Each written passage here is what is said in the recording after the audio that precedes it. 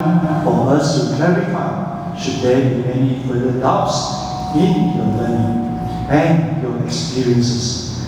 I'd like to say that for quite some time, we all been observing or following Bhante's the YouTube or online Zoom that is being organized, and many participants are in the Zoom. So we are very fortunate to be able to invite Bhante to come over to SJPA so that we can have a direct learning with Bhante. Just a few words about Bhante. Dr. Chandima is an associate editor of the Journal of International Buddhist Studies at the Buddhist Research Institute of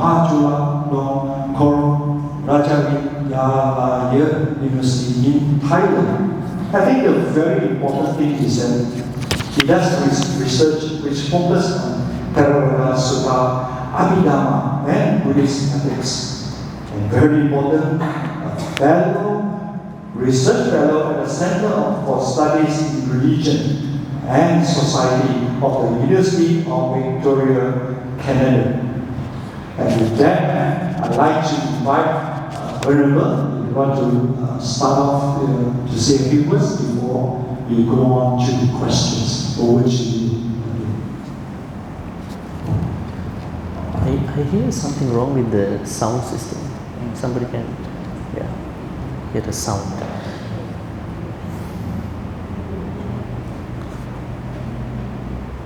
Okay, a very good morning, Dhamma friends. I think it should be okay now. Thank you. Very good evening, sorry. A very good evening, Dhamma friends.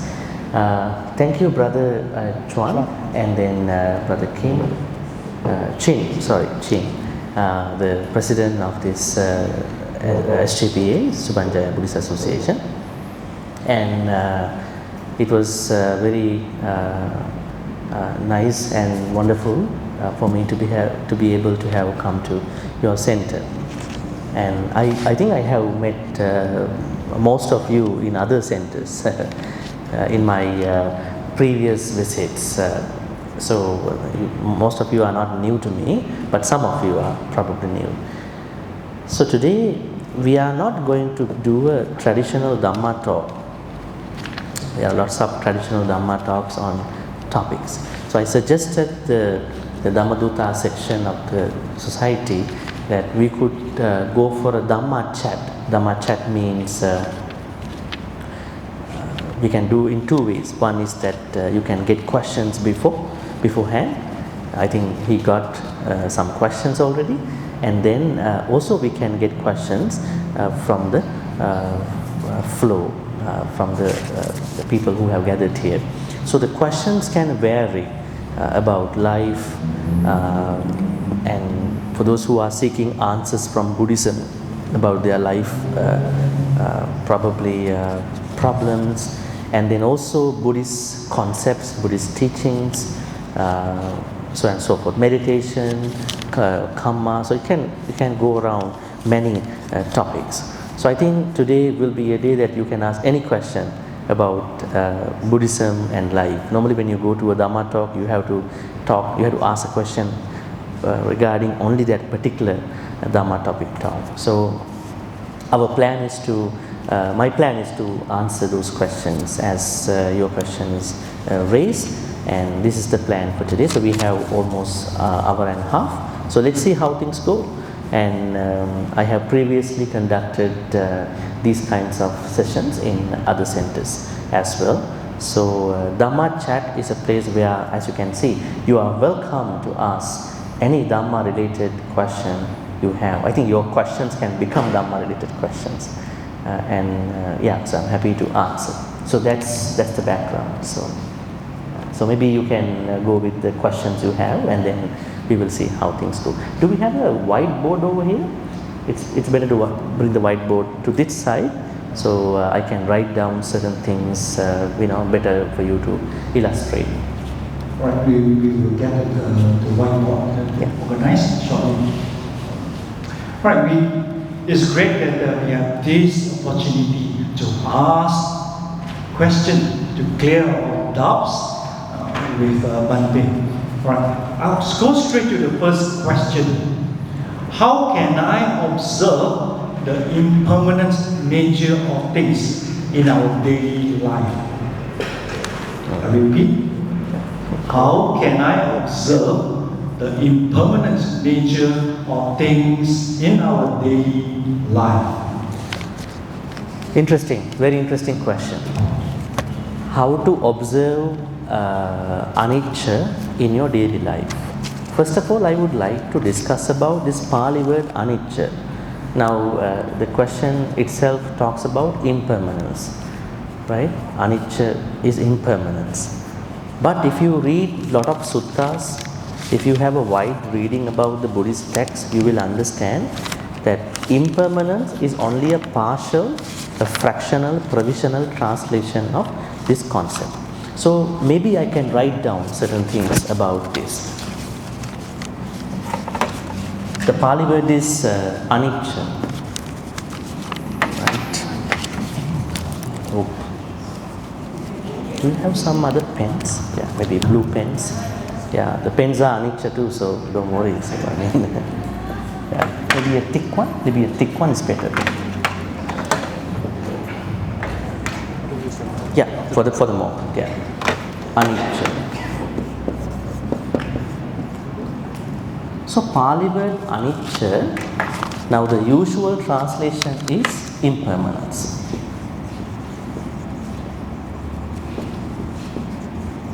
Impermanence. This translation was given by 18th and 19th century early Western scholarship. Who are those people? You know how Buddhist texts were brought to the Europe.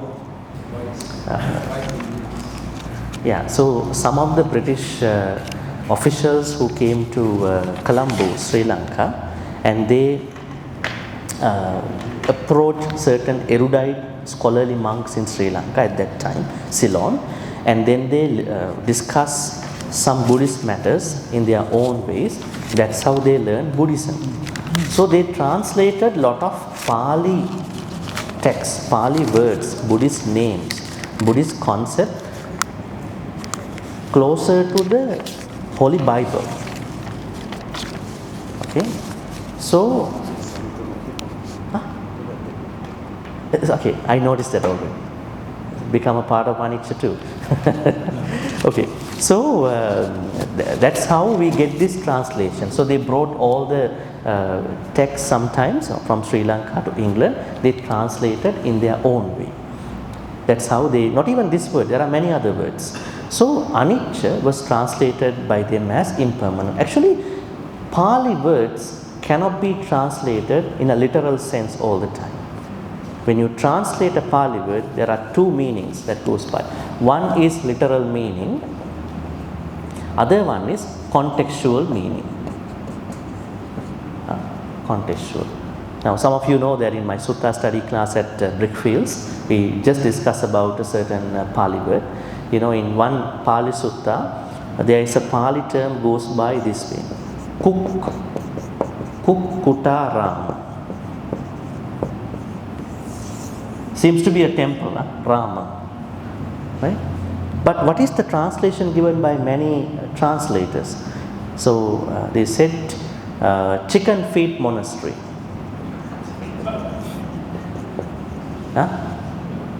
Chicken feet monastery. Because kukkuta means chicken feet. Yeah. Some said chicken monastery. And some said Cox Monastery. Interesting. So, but what is the translation? Can you translate places? Can you translate people's names? Do you translate? Now, do you have a Dhamma name here? Does anybody have a Dhamma name here? Can I know somebody's Dhamma name? Yes, please. Chandima. You took my name, but you took the feminine version. Okay, so when you translate, let's say Chandima went to the village.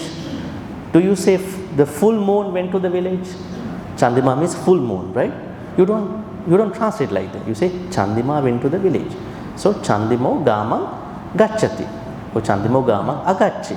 So this one cannot be translated from chickens. These translations.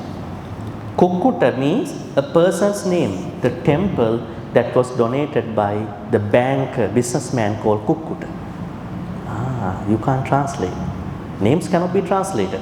Only concepts and other things can be translated. In the same way, this Pali word anicca has literal meaning, contextual meaning. If you translate literally, then you get the impermanence.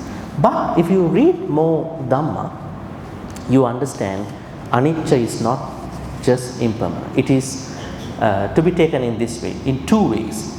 One is things are changing. Things, phenomena are changing. Is it true? Phenomena, experiences, everything is changing all the time. And then the second meaning is things, phenomena can be changed, or they are changeable. Okay. So this anicca concept has both the understanding of things are changing, everything is changing. Also, things can be changed, or phenomena, things are changeable. So a better translation of anicca is change. When you say change, there are good changes, there are bad changes. Now, if I am going to answer that question, I have to give this background. Are we normally taking anicca as a bad change or a good change?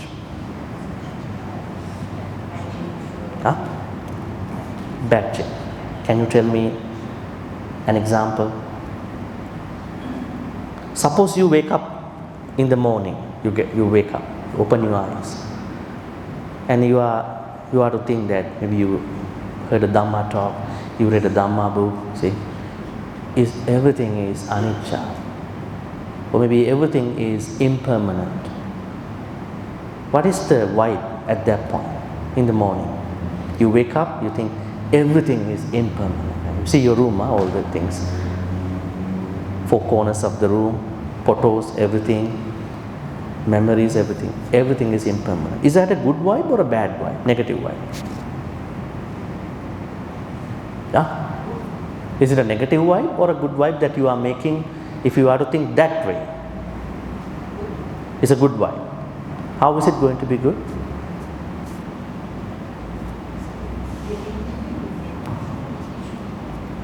No, I mean not anicca. If somebody is thinking early in the morning, everything is impermanent.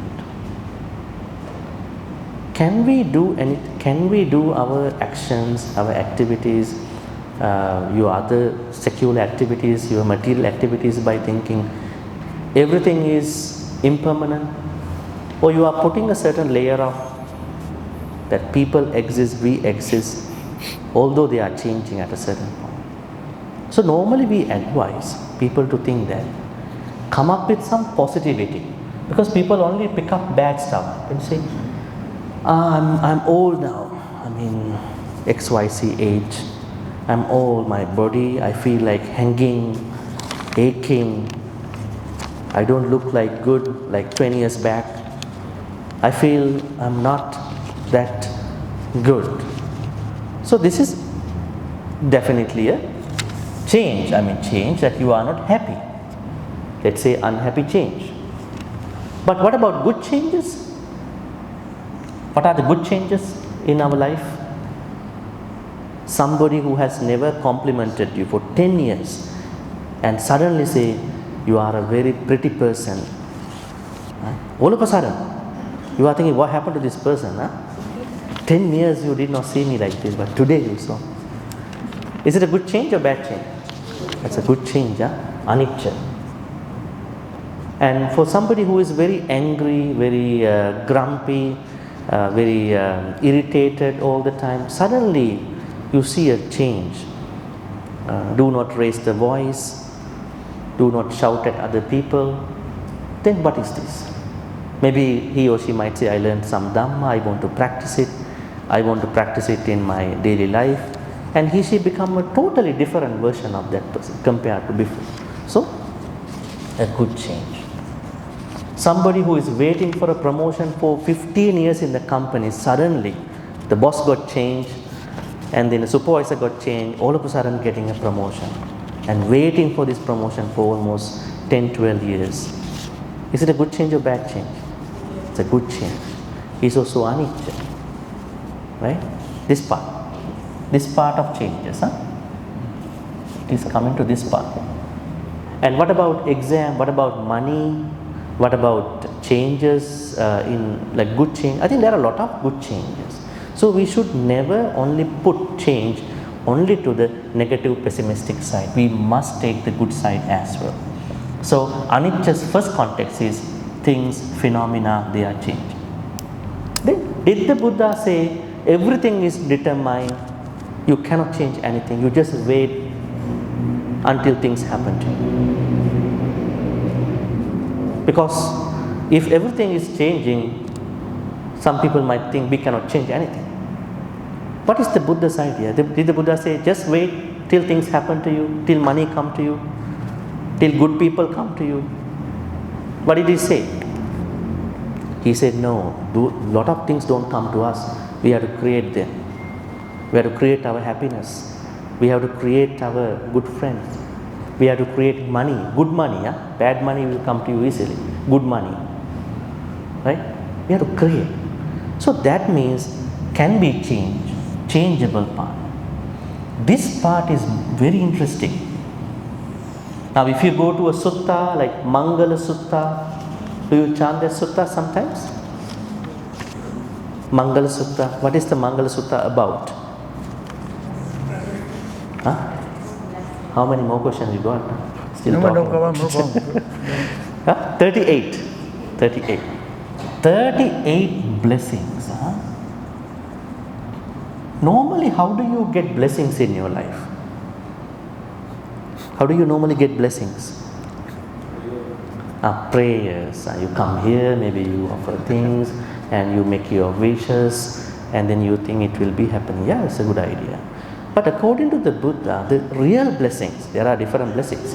The true real blessings come to us only when we create them. What is the first blessing in our life? Asevanacha palana. We have to keep away from. Let's be civilized a little bit, unwise people, not foolish people. Civilized. We have to keep away from the unwise people. Who are the unwise people? Those who always badmouth about others, those who always complain about other people, those who always use swear words, always hurt other people, those who always try to gossip about other people, those who always waste their time with their speech. That is one part to understand. Those who always come up with all the akusala thoughts all the time, or those who always kill other people, try to kill other people, take what was not given to them, and then engage in sexual misconduct. So these are the unwise people. So we have to keep away from them. How to keep away from them? Are you going to isolate them? No, we cannot. The Buddha said we have to metta everybody. We cannot take out anybody from metta practice. You may have problems with them, but don't isolate anybody. You still say hi and bye, but you don't get them closer to your life, because you know you have some bad experience, you know who they are, but still do the metta, right? So is this thing happening automatically? No, we have to do it. And the second blessing is to be in the company of Kalyana Mittas. Kalyana Mittas also don't come to us easily, right? They don't come to us easily. We have to find them. We have to create connection with them. Normally the people who are coming to us, mostly they are unwise people, mostly. So we have to create our Kalyana Mitta friendship.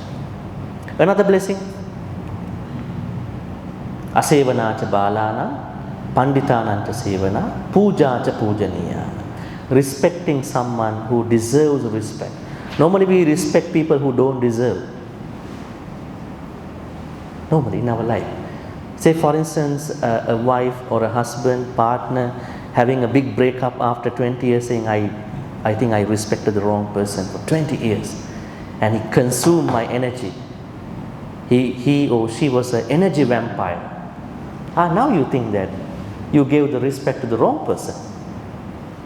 Why you could not find that early, at that time? So that means in our life, when you bring anybody closer to your life, you have to have a good understanding. Who are these people, right? So this way, these blessings must be created. Creating means you have to change, you have to adapt, modify, revise time to time. So that part is this part. So now the question is how to practice anicca in daily life. Understanding these two aspects in your life. I think when it comes to daily life, there are people who are going through problems.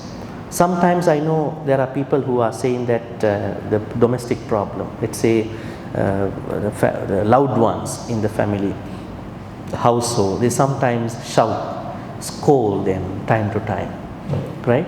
And you feel like, okay, today I was scolded, but maybe by tonight he or she should be okay. You understand people are changing. You believe the change, right? This is one thing. And also we have to think always, we have to create things. We have to believe the changeables. There are many things we can change. Karma can be changed. Our thoughts can be changed. Our attitudes can be changed. So these are daily activities. Buddhist monks cannot do for you. They can only teach you. You have to do it. You have to create it, right?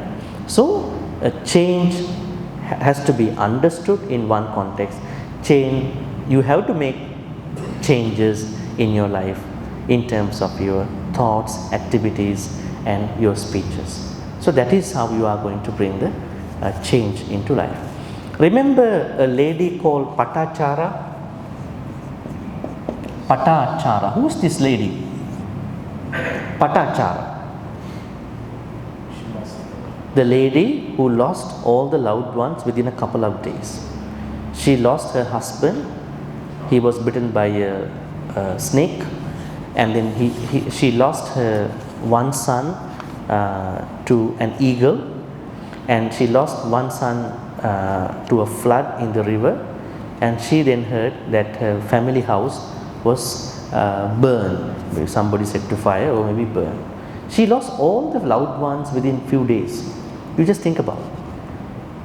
What would have been her thoughts? If that happens to you in 1, 2, 3 days, everybody in your family die from different disasters, what would happen to you? Your whole internal world will collapse. You don't know what to do. And this lady became naked at that point. She doesn't know whether she wears clothes or not. And she ran, and she finally come to the temple where Buddha was giving a Dhamma talk, naked. Everybody was mad. How come you come into the vihara, the Buddha's place, without clothes? And then the Buddha didn't say anything. The Buddha knows her mentality, right? The mind is very important. And then when she came near the Buddha, what did the Buddha say? Sister, be mindful. That's the only word he said. Because of some good karma she had done in a past life, or over the course of past life, that word triggered her something. At the same time, people threw some clothes to her. Where are the clothes now? And she became a bhikkhuni at that point. And then what happened? She was practicing meditation and all that. One day, you know what happened? How she became an arahant? She watched how the water came from a higher place onto a lower place. And she, by looking at that change, say for instance, if this is a waterfall, and we see the water is coming from a high place and then cascadingly touching the bottom, further bottom of that place. See, so the water that was here, not the water that is here. The water that is here somewhere, not the water that is at the bottom. The water that is in the river is not the water that is at the bottom or not here. And she became an arahant. How many times we go and see waterfalls in Malaysia? Tell me. Across the world. Huh? Hiking, when we go hiking. Yeah, how many times? We see a lot of time these waterfalls. But why nothing is triggering? This is the problem. This lady only saw how this phenomenon is happening from here to here and all this. That means even by looking at how the water flows from a high place to a lower place can be a trigger for someone to attain Nibbana. You don't have to read a lot of books and Dhamma things, meditation, all that.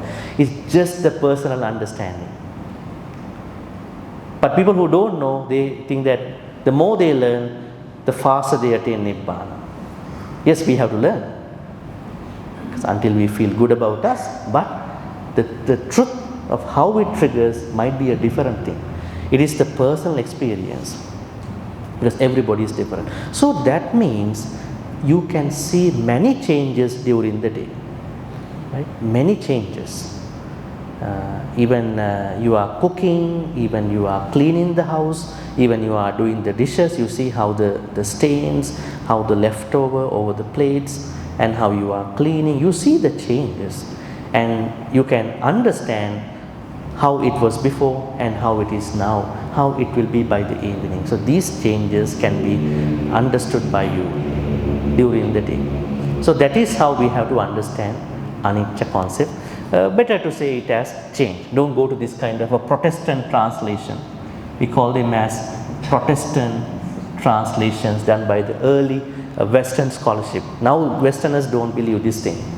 This one was done in early 18th century and late 18th century and early 19th century.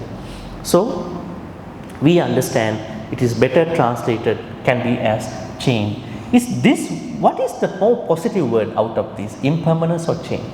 The positive one. When you see that, you feel inspired, motivated. Huh? Change.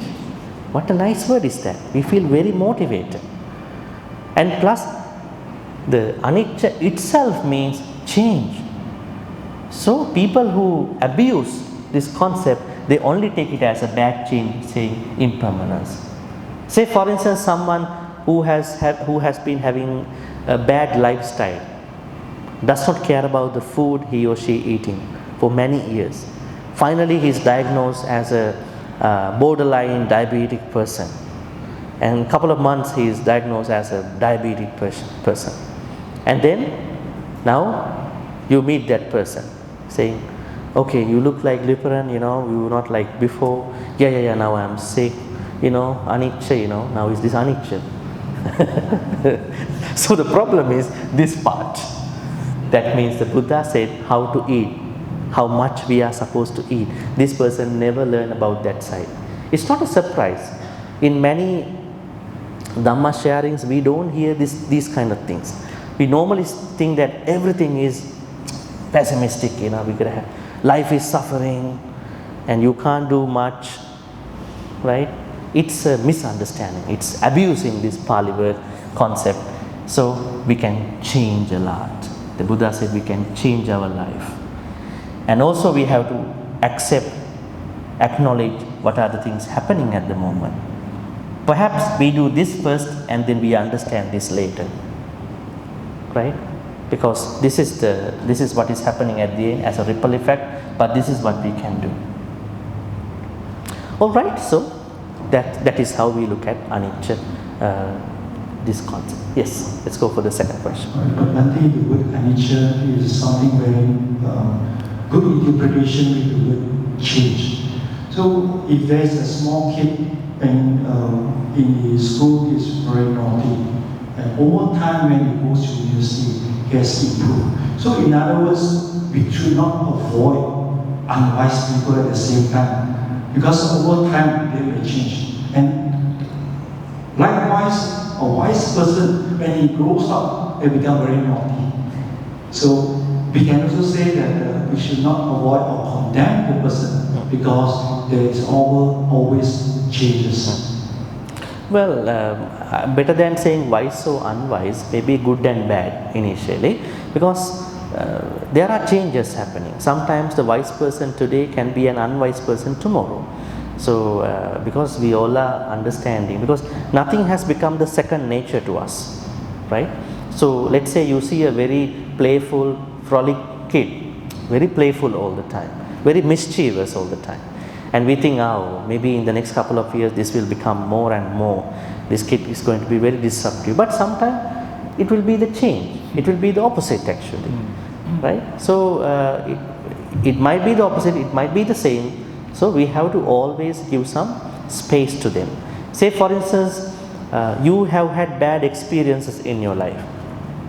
Somebody has misused you, somebody has abused you verbally, mentally, physically. Now, every time you see somebody new, you are thinking, this person also will come and abuse me. Why don't you think this person can be a different person? Right? It's like a dog who was abused by many people. Right? Then there's a good Samaritan going to help out the dog. But what does the dog think? Are you also going to abuse me? So that person has to do a lot of things just to calmly touch, give some love to the dog, and say that I'm a different person, not like other people before.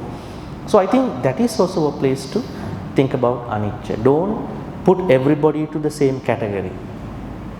This happens during the day, right? So always give some space, some buffer zone for people to change. This buffer zone is very important. Give some buffer zone for people to accept, because this side is good, this side is bad. This person can become bad, this can become good. But there are good people all the time, there are bad people all the time. But just use some buffer zone to accept them timely. So that is good for you to spend the day nicely. Yeah, we'll go for the next question. Otherwise, yes, almost half an hour for this question. But very interesting thing, because Bhante has highlighted to us on the word anicca. This leads us to the next question, which is almost related.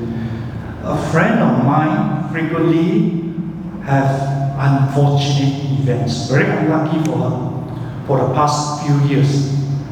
Question is, why some people are so unlucky? What can we give advice to that friend? okay. Different people go through different experiences. So we don't know why certain events happen to certain people. It could be due to the karma. It could be due to not understanding this part. Again we go back here. This part, right? Now recently somebody approached me and asked, when I get my inheritance? When can I get my inheritance? Does not explain to me what is this inheritance. Then I asked this person to explain, what do you mean by the inheritance? No, my inheritance, when will I be able to get? Do you think I will get that inheritance? So don't let me decide like a black magic monk, in another country, that you get it or not. What is this inheritance? No, I have work and there are lots of money that I should get from these people. Okay, you explain that. Then why don't you follow up with these people? Sometimes when you work with some people, you need to be a little bit smart in how to work with them, how to create the agreement about your financial agreements, right? And don't just wait till they come up to you and then give the money back, right? So because we have to believe things can be changed. In that question, we hear that unfortunate events. I think it's better if it was clarified. What are those events? Because unfortunate mean many events. We don't know. Very unlucky, not lucky. Everything seems to go wrong. Okay, so the Buddha said certain amount of things can happen due to the karma, but we can change lot of things in our karma experience. So we don't know what they are. So this luck and unluck should not be better terms here, because we know some people are very blessed since their birth, but some other people are even more blessed in how they respond to the certain events, right?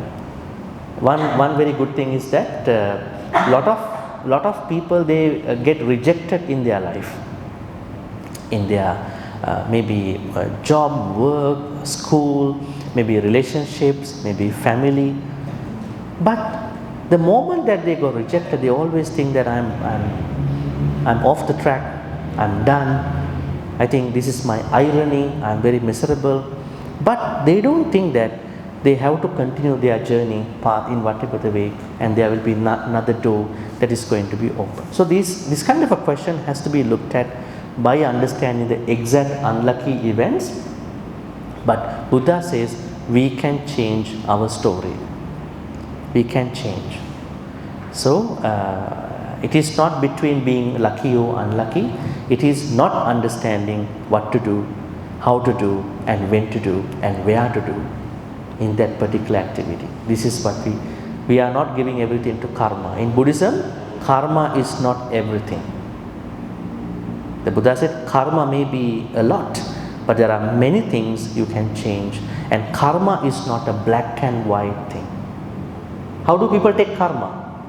They think karma is this is good, this is bad. I think I have been a lot of good. I also have done slightly some bad things, So maybe I may do more good karma here. But what the Buddha said, although you do good karma, although you have done a small amount of bad karma, still something can happen to you wrongly. Why is it? Karma vipaka, results of karma don't happen in a linear way, in a way like black means black, white means white. There are some gray areas, right? Say for instance, King Ashoka. King Ashoka. What happened to him? He passed away during a moment of anger because a lady who was fanning him suddenly hit him, and he was angry. This is the king. He's not even a king, emperor. And then what happened? He was mad about it. Suddenly he passed away. It is said that he became a very large python in the Himalayas.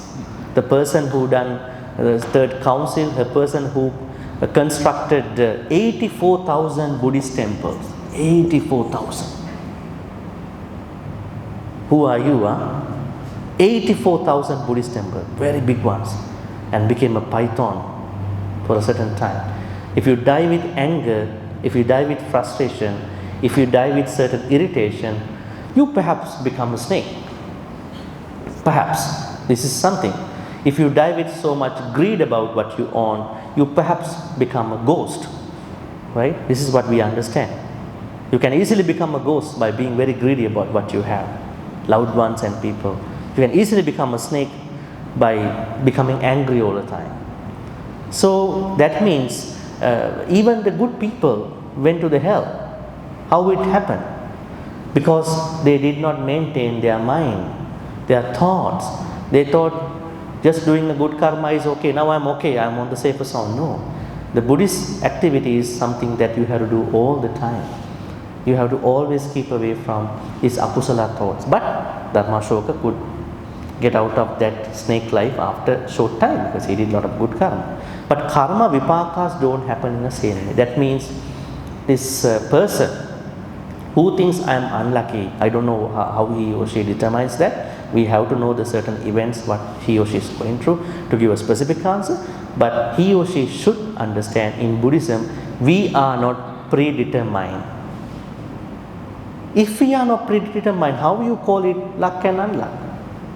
We are not predetermined. If we are predetermined, we just let things happen. We don't have to work, we don't have to become good, we don't have to try, we don't have to put effort, we just wait. Right? No. So we can change us. So we don't have to call us we have luck, somebody has unluck. But there are some people who have done more good karmas. How do we know? They have good parents, they have a good life, they have a good job, they have lots of money, they have very much loved ones, they have a good husband, good wife, good children, no clashes, no arguments, right? They are happily living together, right? So you feel like my family, we are always we argue with each other, right? What is going on, Right? And everybody is saying that you've been with me for 20 years, but you still don't know me. And people make that statement. You've been with me in the same house for 20 years, but still you don't understand. You don't know how to read my emotions. Why? Something wrong going on. Communication problems, understanding problems, trust issues. So that means there are some people who are blessed even by birth, but some others, most of them, they have changed their life by communication, by lowering the trust problem, having a lot of trust. We can change our life. We don't have to wait until someone come and change. Right? So that is what we can say. But this topic on anicca and karma, Relevant. we can link it together, Yeah, relevant. and give a solution or advice. Right? So the person who is suffering, my thoughts will be, ask the person to come to SGBA and listen to the Dhamma. Good choice. Yes. Bhante, I think this subject is so good and so profound that hopefully we have the next opportunity to have this discussion again some other time. Bhante, just leading this question, in fact, it will affect a lot of us. In fact, every family will have the same problem. And this question comes from Bodhi Thai. When I think of my late mom, I tear up. Tears come down. Is this attachment or am I being too emotional? Am I? Emotional. Okay.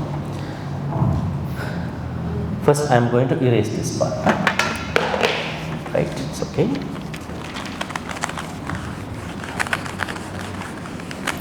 Okay, very interesting.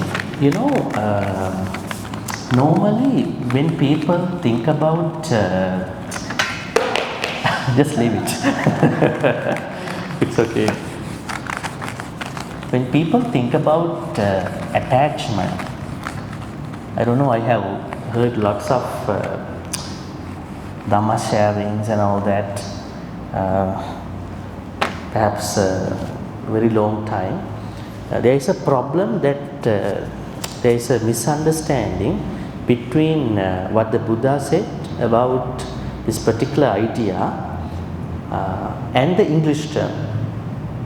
Say for instance, attachment, you see, we take the English attachment. Attachment is a philosophical word. It comes in philosophy. Okay? Now normally, when you love somebody, think about this example, mother-father, right? You've been loving your mother-father, and even though they passed away. Now in this case, her mother passed away, right? That's the question. So can we love somebody without attachment? How is your love towards your family, your mother, your father, your other loved ones? Can you love without attachment? Can we? What do you call a platonic? Plato kind of. A platonic love. Can we love without a reference? What do you think? Take your mother and father. Can we love them without attachment? Huh? It's not difficult. You can't. You can't. When you love somebody, it has attachment built in. There is an embedded attachment. It is embedded. So that's why we say for the people who we are loving, we have attachment. And for the people who we don't love, we are supposed to have metta. No. This is what we do. Because when we love somebody, definitely metta is there too, in a certain way. But for the people who we don't love, the cashier in the place, neutral people, we all should have metta to everybody. So, attachment is an embedded, built-in state of mind. That's why we are becoming very close to our loved ones. But the problem is, if you bring the attachment to a greed, or perhaps the worst version, clinging. They are very dangerous. How do you know your attachment becomes a clinging level? Huh? How do you know that your attachment has gone to the level of clinging? Huh? Tell me. If you feel that you are controlling your other person, you are manipulating that person too much, maybe anyway, any sort of manipulation. Something has gone wrong. Huh? You are going to control the other person in a way that he or she feels, I have no freedom in my life. Like what happened to the man. The person, remember? There was a man, a businessman at the Buddhist time. He found a monk. He was a married man. He said, Bhante, I want to practice Buddhism. Can you give me an advice? He said, okay, then you do dana. Practice some dana. Well, he asked, what is dana? Dana means you bring food, offer to the Sangha. Okay, so he started giving dana once a month. Then he again approached this particular monk and said, I want to intensify, increase my dana. He said, okay, then make it more frequent. That means you can now give every week. Again he approached the monk. Then he said, then you give every other day. Finally he started giving dana every day. Then he was more curious how to bring my practice to the next level. He said, we practice sila. Take some precepts and practice it. So then he was always approaching this monk. Then finally he asked, now what can I do? Then he said, I don't think there is anything you can do anymore. You better become a monk now. Right? So you have done everything now. I don't know what to say to you. You become a monk. Okay. I go and ask my wife. I said, okay, do whatever you want. And she said, I will take care of my life. And he became a monk. Then he got, when somebody becomes a monk, every monk gets a teacher and a mentor. We call Acharya and Upajjhaya. See, Upajjhaya is someone who you don't see, if you are a monk, you don't see every day, periodically. Teacher you see. The teacher that this man got was a Vinaya teacher. Always talk about etiquette, do's and don'ts, you can't do this, you have to do this, and do's and don'ts kind of stuff. Teacher. When he meets the teacher always reminds. The mentor he got was an Abhidhamma expert. Abhidhamma expert. So when he sees this mentor, he talks very high-end Dhamma. He feels very difficult to understand. Right? So one day he thought, my teacher always trying to limit my freedom, take away my freedom. I was a very free man in my lay life. Now I can't even stretch my hand. Because his teacher is, that is not the way how you stretch your hand, right? How you flex your hand. So I think I'm not happy with this life. If I'm not happy, why I stay as a monk? So I go to tell the teacher, I want to go back to my lay life. Then teacher even said, don't go back. He said, no, I want to go back. He's a Vinaya expert. And then he started going back home. Other monks told the Buddha, this particular businessman who became a monk, now going back. Then Buddha asked him to come. He knows what was happening. Then he asked, what's going on? So the monk told, before I became a monk, I was very free. I had lots of freedom. But now after this, because of my teacher is a Vinaya teacher, and my mentor is Abhidhamma teacher, Abhidhamma mentor, I think I'm very limited. They take away my peace. Okay, then what the Buddha said? Buddha said, forget about Vinaya, forget about Abhidhamma. Can you do one thing? Then he asked, what? Can you take care of your thoughts? He said, yes. Forget about this Vinaya and Abhidhamma. Then he practiced taking care of the thoughts. He became an Arahant. Now what does it mean? Does it mean that we need Vinaya, we don't need Abhidhamma? That's a different discussion. But this person has discipline already. This person has a good Dhamma knowledge in his own way. Right? So that means different people approach differently. I was trying to say the greed part, right?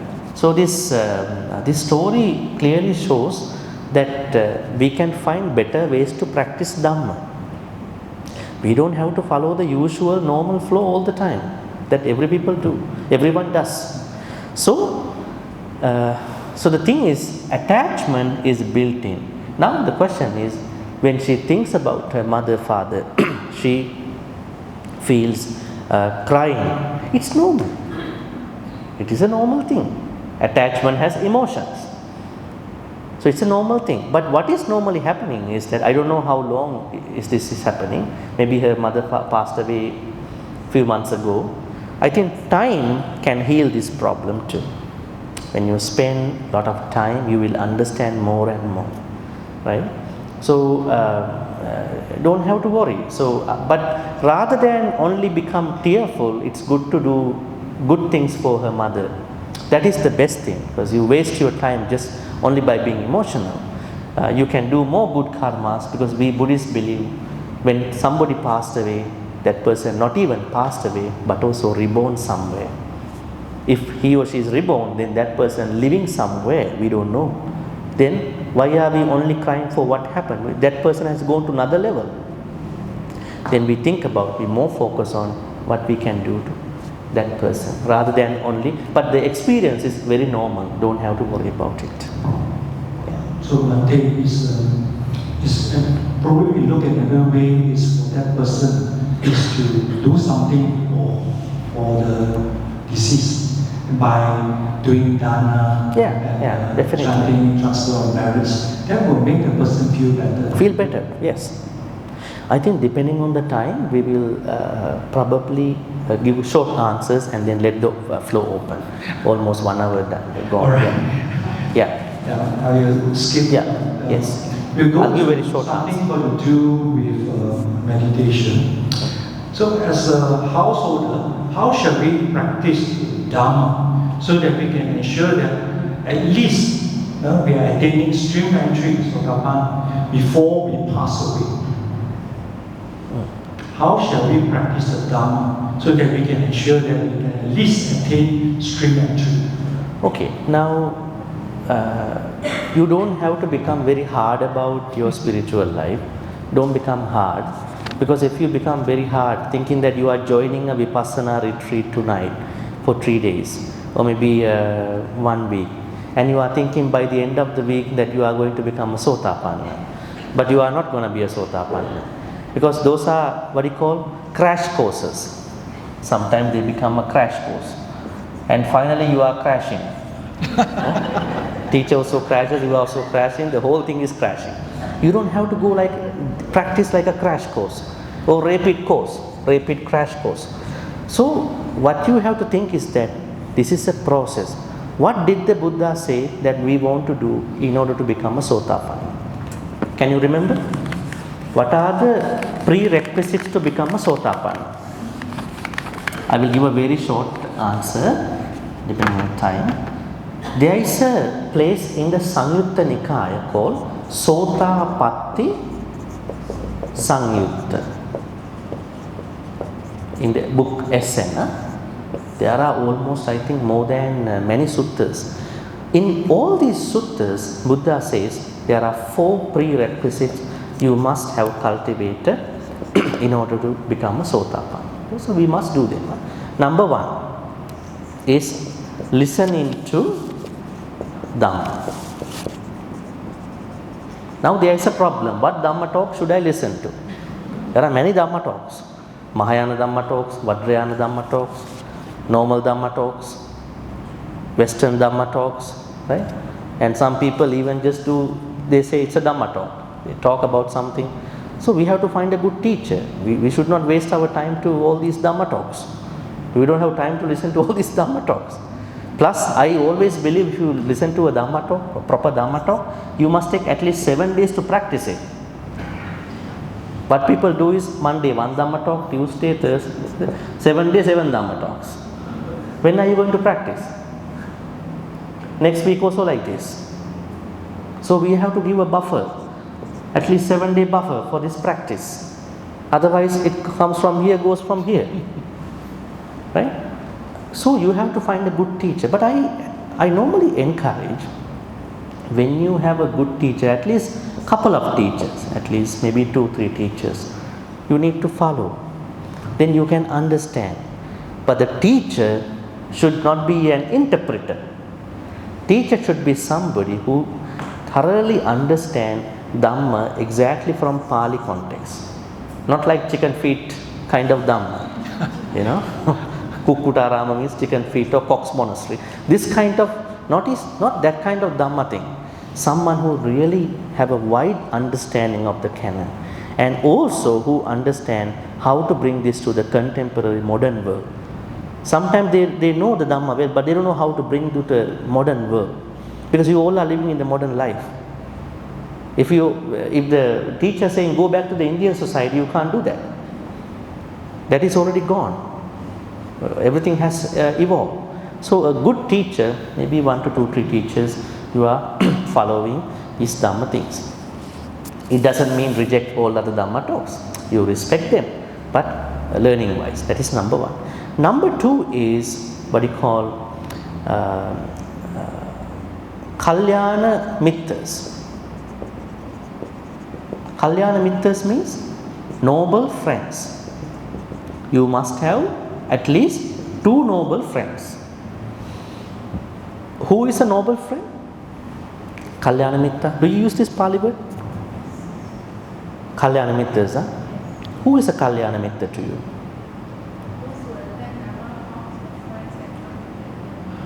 People who attend Dhamma talks, they are Kalyana Mittas. But what is the true explanation of a Kalyana Mitta? The Buddha said Kalyana Mitta is someone, as I said earlier, one who naturally thinks wholesome thoughts, one who naturally speaks good words, one who naturally acts on good action is a Kalyana Mitta. Naturally, not by effort. Huh? That person by default, someone who is good. There are people who are struggling a lot from morning to evening, even to talk a good word. Huh? They are very struggling from morning to evening. You know, I think I am talking some bad words. I think I know I am on the way to become angry. Why don't you stop that? I am on the way to become angry. I am an angry person. I go to all Dhamma talks, but still I am angry. Something wrong somewhere. Right? So that means Kalyana Mitta is someone who already come to a certain default level. Without effort, think good, always think good, wholesome thoughts.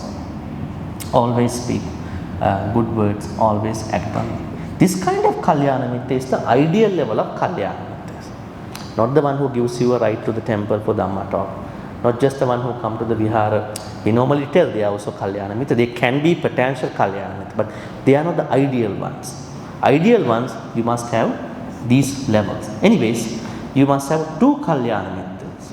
Ideal one. Buddha says, we must have 2. In one sutta he says, the Buddha said, don't worry, you all have 1 Kalyana Mitta. Who is that? Buddha. That's the Buddha. But the second one, you have to find out.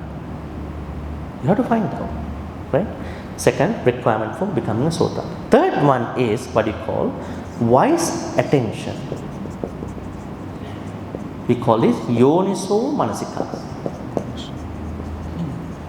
What is that? Attention. We all have attention now, but wise attention. What is that?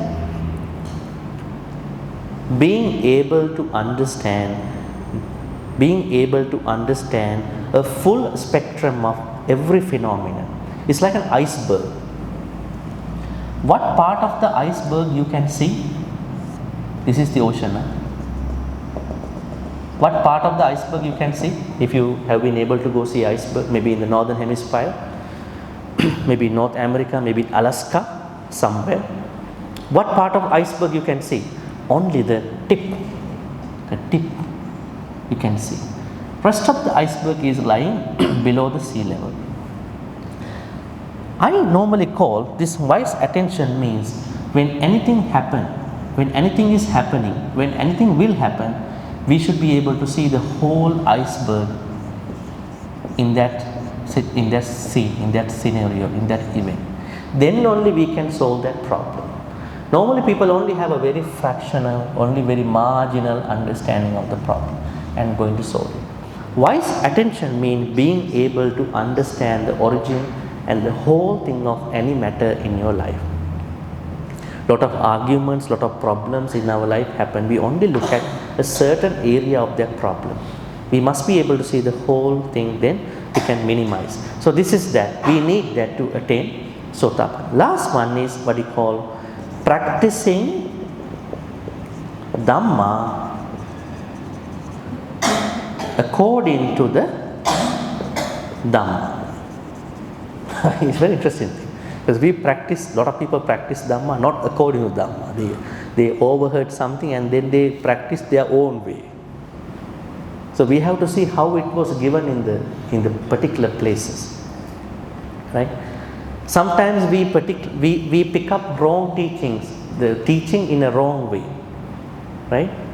Now, one of the things that we discussed, if you can remember those who attended my Monday class, I said, normally we hear in Dhamma teachings that for a human like you to become a human again is very hard. Have you heard this statement? From many Dhamma sharings. Huh? If you are a human, to re-become a human is very hard. And they say it's like a one-eyed blind turtle who is come out of the surface every 100 years, and at that time there's a partially broken yoke is coming to that one particular good eye, and the turtle is going to look up and he see a blink of this whole world and then go back again. This is what we normally understand from many. I'm not mentioning anybody's name, but this is a wrong statement.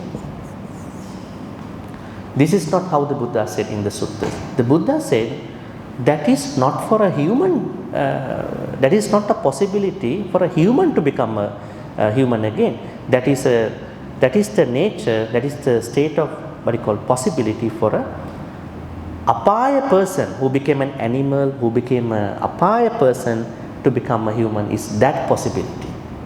Let's say somebody became a animal, and then now animal wants to become a human. It's very difficult.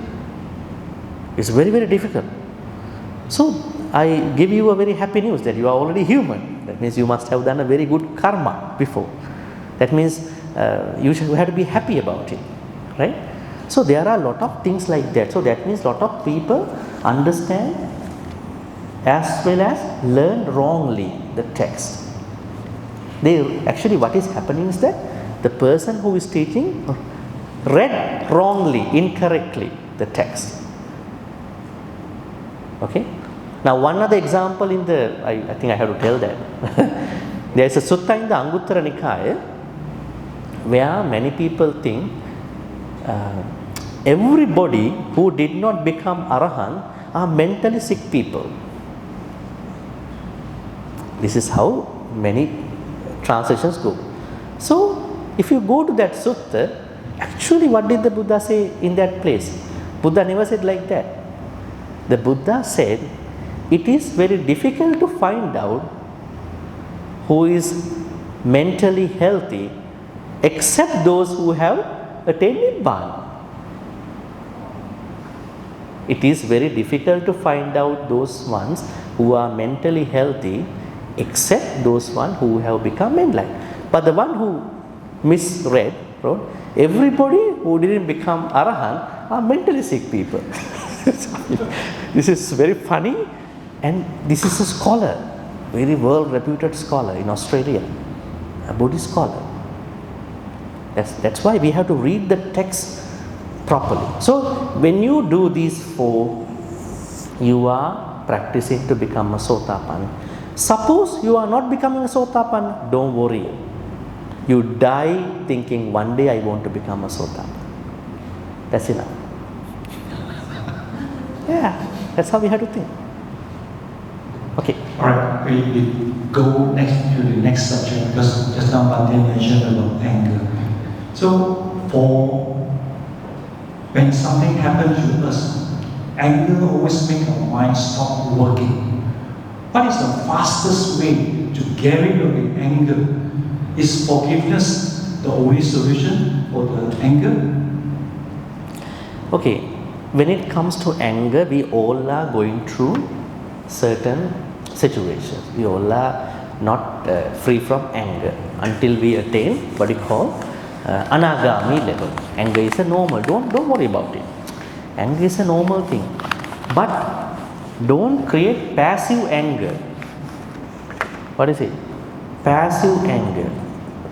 What is passive anger? There is someone who is angry, but when you ask that, are you angry? No, I'm not angry. But he is angry, she is angry. You look at what he or she does, all the bad things, bad mouth, and then make some other things. It's called passive anger, which is not a bad, it's a bad one. Then active anger. What to do for anger? Okay, 3 things to do. Pre-practice. A pre-practice for anger management. During practice for anger management, after practice. Now let's talk about the pre-practice. I'm not angry now. I want to know what to do before that happens. So what we can do? Practice metta as much as we can. How to practice metta? How to practice metta? Every day morning sit down and then think, may I be well, may no harm come to me, may no difficulties come, all the problems come to us, may all the difficulties come to us. Who is free from difficulties? May all the success come to me, may I always meet with success, may I also have patience, courage, understanding and determination to overcome inevitable problems, difficulties. It's kind of a mantra. Some people practice metta as a mantra. It's not a mantra. They keep saying like a mantra. It's not a mantra. Like Itipiso Bhagavarahang as a mantra, not understanding what it is. Metta is an attitude. Always try to become a friendly person. Metta means friendliness. Can you see that there are a lot of people who cannot make friends, who cannot become friendly, who are very difficult people to others? You cannot talk, you cannot deal with these people. They have an attitude. So that means you bring your attitude. You think with metta, talk with metta, act with metta, then metta is with you. Not in the morning 5 minutes meditation and you get up and you become angry the whole day. You know? But every day you say, I am practicing metta, but for 5 minutes, there's no problem. So this is something you have to do things with. Think with metta. Everything that comes to you, am I thinking with metta? Am I talking to other people with metta? Am I acting when I cook, when I do chores, when I sweep the floor, when I wash my clothes, do I do with them? This is a pre-practice. Suppose sadly, unfortunately, you become angry. Something goes wrong. You become angry. Why do we normally get angry? Normally, not external people, outsiders can make us angry a lot. Normally, who are making angry a lot? Normally, who are the external people other than you who are making you angry? Normally, people who you know very much, people who you have a lot of connections to them can become your condition to become angry. Because you may have lots of expectations. Expectation and reality has a gap now. The reality and expectation come as a gap and you don't like it. How come you talk to me like this? I helped you a lot, but you can't do this to me. Now you are becoming angry in that particular frustrating experience. What can we do when we are angry? Or when you know, I'm on the way to become angry now. I know I'm going to be angry. Oh, I'm angry. But the Buddha said, identify, recognize you are angry. Watch your anger. Can you practice metta when you are angry? Can you practice? You passed the red light already. What is that? You passed it. You have to go now. So that means you must have practiced metta before anger. Before anger comes to you. But during anger, you have to only watch and see. When you accept you are angry, your anger will go down. That's a good thing. Or perhaps you can write down anger journaling. You know anger journaling? Write down what comes to your mind. You can see how evil you are later on. Just after a few hours, you look back what you wrote down. See what kind of a monster is living within you. Right? Anyways, after, now it happened, you are going to review. I think I'm still not doing well in my practice. A lot of time I learned Dhamma, but I think nothing has gone to my heart. All stuck in here. So I have to do something. So what we can do for the anger is these three practices, pre, during and after. Perhaps we take another one question and let the flow open because we don't have time to take up. Maybe we will answer next time or something. Okay, take one more question. Then I'd like to take this opportunity to combine two questions together. Sure. And if a person is seriously ill, like suffering from cancer, and also a long-term depression, a different person, should I conduct or to help the person to relieve or to help them to live out of depression? Should it be chanting, or if it's chanting, what can we do? Which sutta should we chant? Okay. Don't know what kind of a person, Buddhist or non-Buddhist, we don't know. But normally we understand when someone is very sick, we want to do a certain blessing. Maybe we ask Buddhist monks to go and bless that person. This is one thing. Second thing is that we are trying to remind the person about good things he or she has been doing at that point. Maybe good support, good karma he or she has been doing. That is also a good motivation to do. Another thing is a sutta. As a sutta, I think out of all the suttas about healing, now this is interesting, healing part. Oftentimes, Bojjhanga suttas are the suttas many chanting, but lay people don't understand what is this. Every time they chant, somebody else says they are good, but you don't understand. You cannot understand too because they are only vulnerable to arahants, because sati, these Bojjhanga factors. But it's okay to chant, no problem. But Girimananda Sutta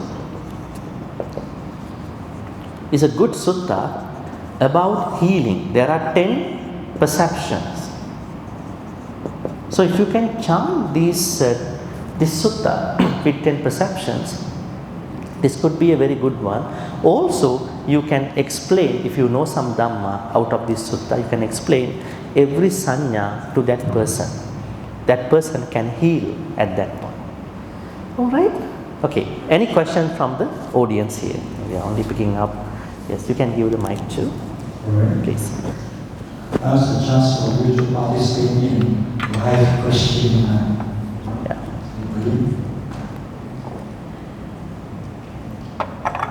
Bhante, we still have a question. This is also a question. I will help you answer them later on. So, but now because otherwise they are here for some time. Yeah. Okay. I know you. Maybe one person, one question, and then that will be very giving fair treatment to everybody.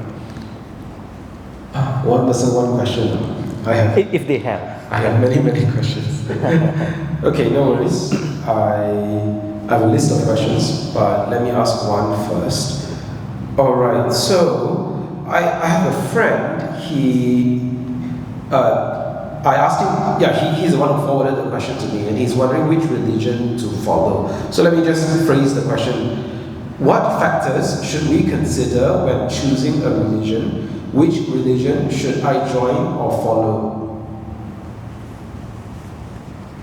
No, I don't think that we have to be religious in the first place. Now, in the world now, the narrative is choosing a religion is a right, and not choosing a religion is also a right. So I think I don't know, on what basis he is asking. Maybe he might be a free thinker, she might be a free thinker. So what I can say is Buddhism is not a religion. Yeah, okay. Maybe Buddhism is not a philosophy aspect. It's neither a philosophy nor a religion. It's a way of life. But when religious logistics are being done, they say Buddhism is a religion. So what I can say is that if she or he is very interested about Buddhism, then perhaps it makes sense, and that can help that particular person. So it's not so much about, okay, maybe the religion is not the right word. He's not worried about the religion because he's been studying this before you ask the question. So which is he's wondering which spiritual teacher does know the truth. So is it the prophet? Is it Jesus? Is it Buddha? Which spiritual teacher knows the truth? I think that's more Which teacher? Don't give him a job. Every time question until people know chance to. Every teacher in their own way teaches the truth, so we cannot deny that. There is a disrespect to all the religions, because I represent Buddhism in a way that if somebody is interested, because the conviction that this is true has to come from that person, not that I have to tell that you that this is the truth. If you take XYZ religions, they all say this come from a divine authority, but Buddhism does not say Buddhist teachings come from a divine authority. Buddha says these are coming from my future Buddhas, past Buddhas. So the answer is I am not trying to convince anybody you must choose, but there are things you can come and study. Ehi passiko. Come and see and you decide on your own. That is what we can say. Yes, please. Good evening, Bhante. Good evening. Yeah. Very happy to meet you. Yes. Okay, my question is Mahayana Buddhist and Theravada Buddhist the same? If it's not the same, can I practice for both? Is it okay? Well, I think, I don't know, this center is coming mostly from Theravada background.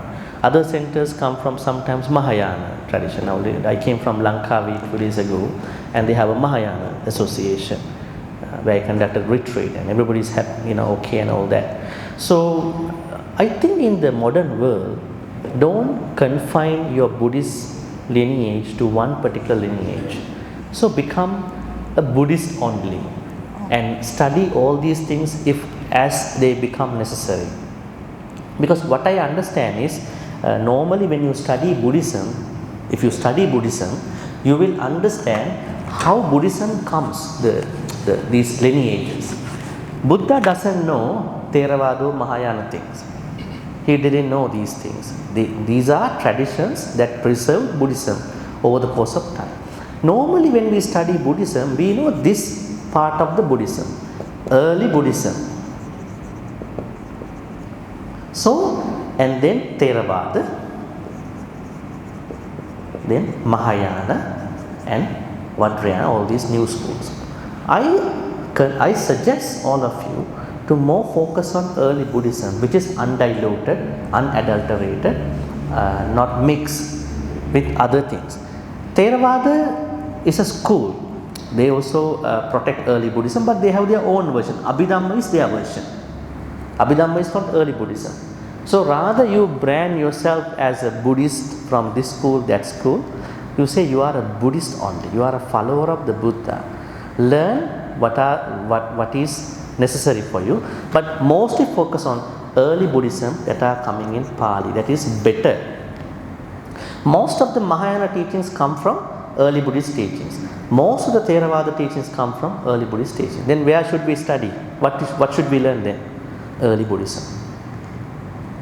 Right? Otherwise you label yourself in a very limited area.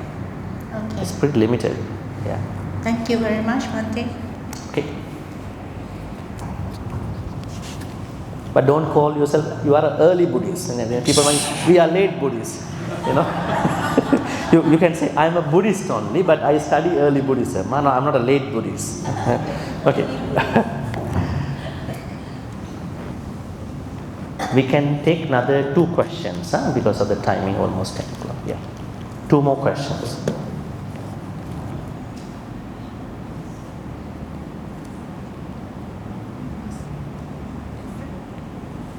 if you have a question. If you don't have, don't ask question. But don't bring questions home. That's important, because some people, they don't ask and they bring questions home. Right? What's the difference between our soul and consciousness? Are they the same or are they different? No, soul is a word that is used by Abrahamic religions. Let me explain to you.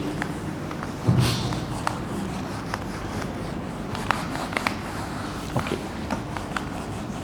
This English word, soul, is a word that most of the Abrahamic religion, Abrahamic means one God religions, use.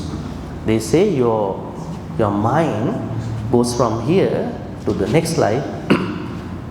Now, normally Christianity don't believe that there is a mind goes to the next life. They always talk about hell and heaven. But Hinduism, they talk about reincarnation. They don't talk about rebirth. They say the same person will be reincarnated. Buddha says no. Same person with changes will be reborn. So soul is not a proper word for Buddhist way of understanding what is going from here to the next life. Actually, what is going to the next life? How do we know we die? What is the point of life that we die? The Buddha said, when three things depart from our body, we are dead. What are they? Life span, ayu. Then second, temperature, usma. Third, what is the third one? Consciousness, called vijnana. Okay? When these three are departing from the body, person dead. Person dead means, what is dead? Consciousness dead, body dead. Body dead. Body, only body is dead. Consciousness goes. It goes to A body dead, then it goes to the B body.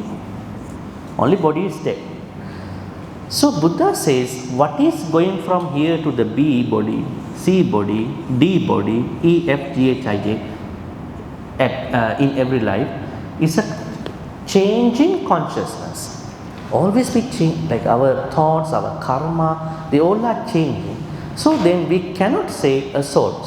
The idea of soul is that unchanging entity traverses from here, from A body to B body. That is soul. So consciousness is what is going from this life to the next life with lot of changes. But when you see a very loving couple, we don't say that consciousness couple. We say soulmates. We don't say soulmates. We don't say consciousness couple. Because we take it from this Christian perspective. They are soulmates. They are going to be reborn together. But the Buddhist ways, because they want to bring the same memories to the next life together. Okay, one more question we have.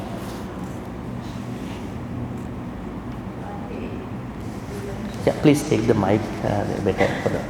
Yeah.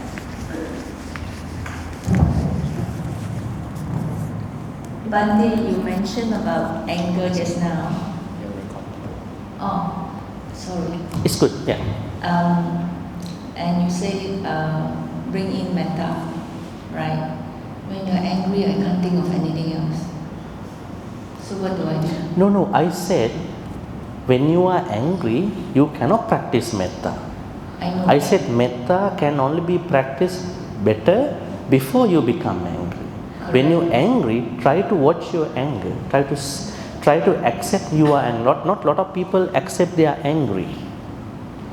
When they angry, they don't accept they are angry. They are driven by something else. Correct. So Yeah. I accept my anger, and then what do I do? Just accepting the anger? The moment you accept anger, you de-escalate yourself. How do I de-escalate? It happens. Who would like to keep to the anger? Is anger a very pleasant moment? A pleasant feeling? You lose your voice, your breaths are going here and there. Actually, I tell you something that the Western mindfulness movement talks about. They say rain methodology is the best for anger management. Rain. What is rain? Rain means recognize. Now you recognize you are angry. A means accept. You have to acknowledge, I am angry now. Not even I accept, recognize I am angry. Then what are you supposed to do? Then you have to investigate physically, mentally, psychologically about what are the things happening with this anger. I lose my voice, I cannot talk, I am stuttering, I have a heavy heart, I am going back to the past, I am going to pick on other people. So all those mental, physical, psychological, emotional situations that have been arisen because you are angry, you investigate. Finally, this is very interesting. Non-identified.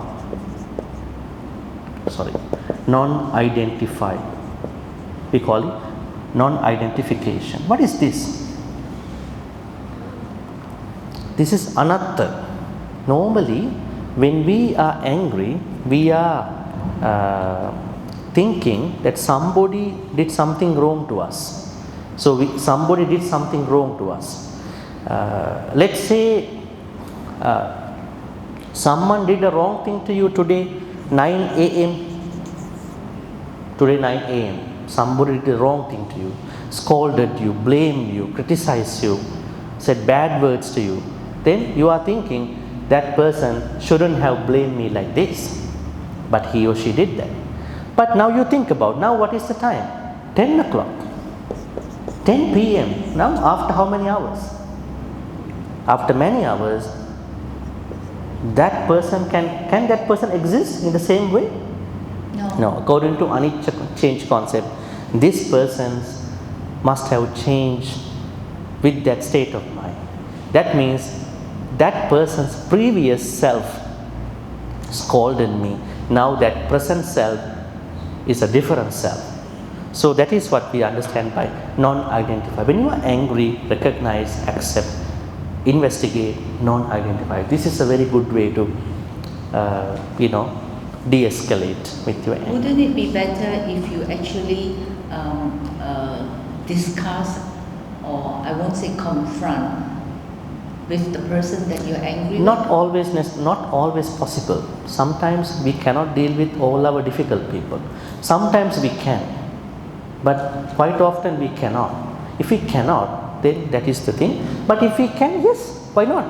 Why you discuss after the anger? Discuss before the anger then. Why we have to confront those people after became? I think we have to, in Buddhism, we have to understand people more and more, clear communication, clear agreements. Then we will not create angry moments. Also, let's say something goes wrong. If you can confront in a nice way, you can discuss, something wrong happened, mistakes happen, misunderstanding happen. That is also a good way, but not with everybody. All right. That is going to be possible. Thank you. Yes. All right, I think almost our time has come. Is it okay if we do the... Yeah, you want to say it? This do Dhamma you. How do you want to do it? Publicly, or I just give it to you later? Publicly they can do it later. Yes. After finish, they can come and off. No, we should give it to down so they can share my After. I do the thing, after we take a group photo and after they come.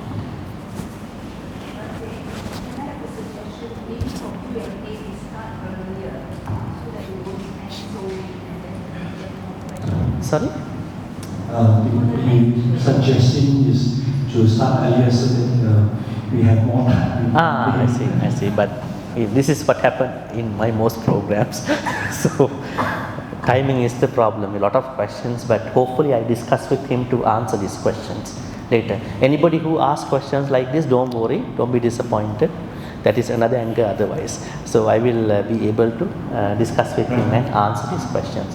I hope now you understand the format. Maybe next time if we have time to do like this, we will do probably with more time. Yeah. So I will do the... I would like to invite Bhante to do the sharing perhaps to all of us. Yes. Keep going. Okay, now we are going to do the transference of merits. We have been making lots of good karmas today. by listening to a Dhamma discussion, we call Dhamma chat. Different questions were asked by many, and we were able to answer these questions. So please, the most important thing is to bring this Dhamma knowledge into your practice, so that you are going to make use of this Dhamma, not as a traditional Dhamma talk and listen from here and then just leave it somewhere. So may all the good karmas you've been making today, by way of doing the puja first and then listening to this Dhamma, discussing Dhamma, asking questions, be transferred to all the departed ones. May they be well and happy. May they attain the supreme bliss of Nibbana. Sadhu, sadhu, sadhu. Idammi ñāti nang hotu sukhita huntu ñātayo. Idammi ñāti nang hotu sukhita huntu ñātayo. Idammi ñāti nang hotu sukhita huntu ñātayo. At the same time, may Deva, Naga, Mahitika receive all these good karmas. May they be well and happy. May they bless all of you, SJBA, and all the people who are working here in the committees and other management people. At the same time, all the devotees and all of you and your family members be protected by Buddha, Dhamma, Sangha, Deva, Naga, Mahidika for good health, quality of life, prosperity and safety. In particular, may Deva, Naga, Mahidika bless your Dhamma journey. May your Dhamma journey become a consistent, seamless Dhamma journey. May Deva, Naga, Mahidika also be well and happy. May they attain the supreme bliss of Nibbana.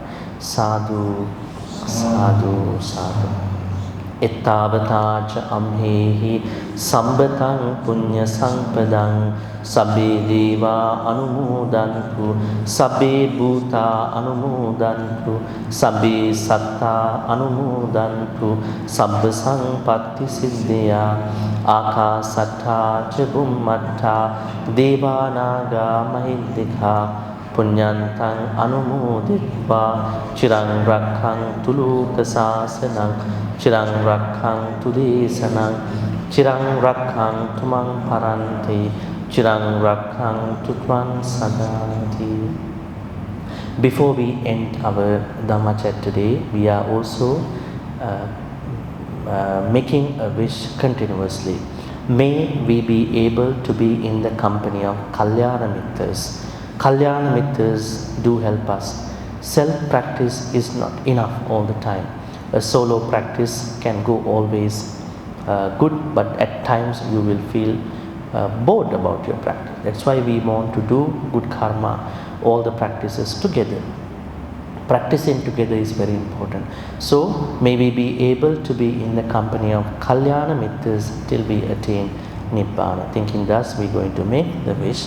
Imina punya kammena mami bala samagamo satang samagamo tu yavanibbana patya. Finally, may all the good karmas we be making today in all these ways be supportive and helpful for all of us to attain the supreme bliss of Nibbana. Sadhu, sadhu, sadhu. Blessings. Abhivadana Sirisa Nichang Vaddha Pachayino Chattaro Dhamma Vaddhanti Ayuvanu Sukhang Balang Ayurarugya Sampatti Sagga Sampatti Mevacha Atu Nibbana Sampatti Iminati Samichatu. Sadhu, sadhu, sadhu. With their blessings, I wish you everyone a pleasant good night and safe driving back home. I hope that after this, we are having a group photo just to memorize this event. Thank you, everybody. Yes. Before we do the group photograph, I invite the President to give the Namaskar Please, on yes. behalf of all the devotees in this hall. Afterwards, you'll help me to remove the cushions on the first row afterwards.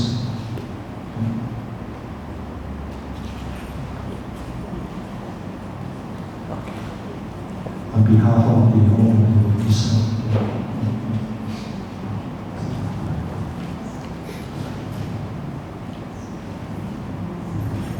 Brothers and sisters, can this recite after me? Imam Tikam, Iku Sangkasa, Dema, Sa.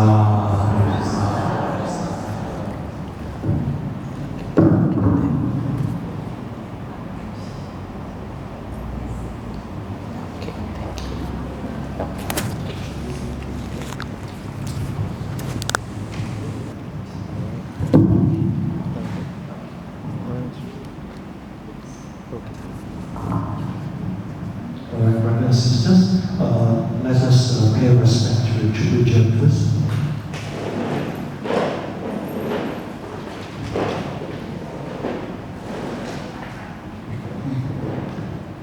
Buddham Bujimi, Dhammam Bujimi, Subang Bujimi.